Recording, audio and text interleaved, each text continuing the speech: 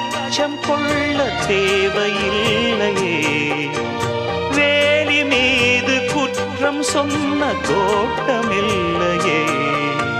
நண்பன் என்று என்னை ஏற்கும் நாள் வரும், அந்த நாள் வரும்.